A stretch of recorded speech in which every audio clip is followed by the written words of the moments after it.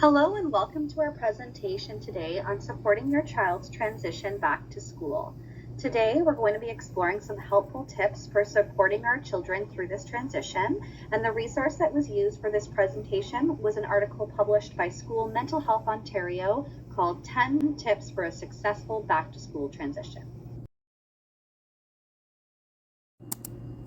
The first strategy we will talk about is to support our children in making a list of school supplies needed, considering what they already have, and gathering up these supplies. If they can help to pick out the new school supplies, this will build their motivation and excitement for the school year ahead. For our high schoolers, we want to support them in organizing their binders or do-it-tangs by subject before the first day of school. Try to find a binder with pockets where they can store tests and handouts for each subject. Or alternatively, you can also purchase clear plastic page protectors that can be used for this purpose as well.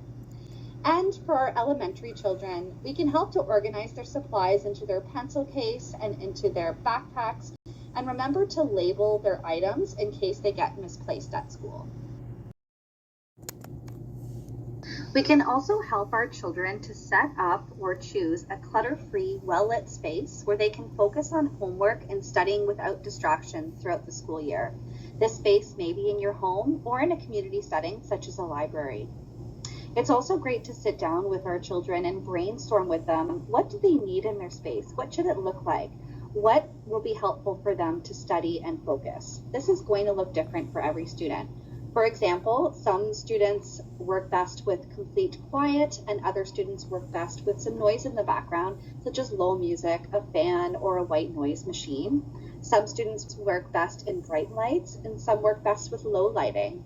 Brainstorm what equipment and tools they're going to need at their study space, such as the computer, pencils, pen, maybe some anxiety or STEM tools if that's helpful for your child, and maybe even a timer if they want to time some breaks, taking some stimulation or sensory breaks away from their study area.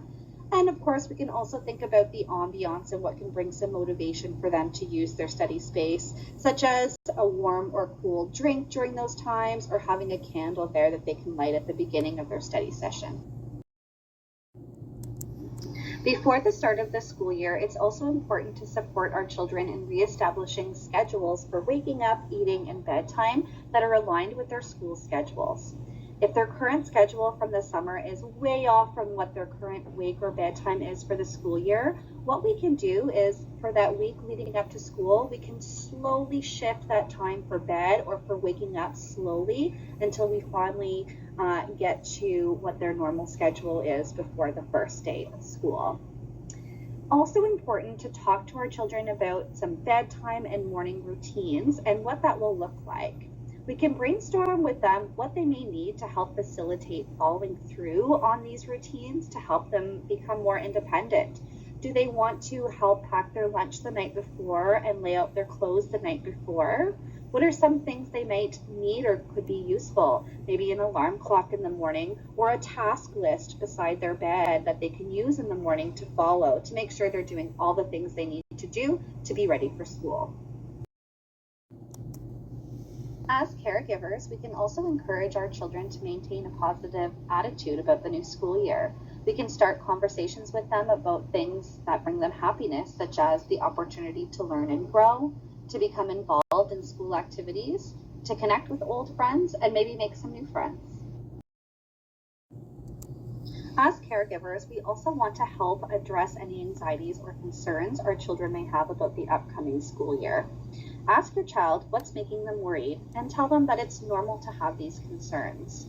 If there's a specific challenge or problem that they're anticipating for the upcoming school year, we can encourage them to think about and brainstorm a plan or ways to solve this problem if they do encounter it. That way they'll feel that much more comfortable and confident in being able to navigate this challenge.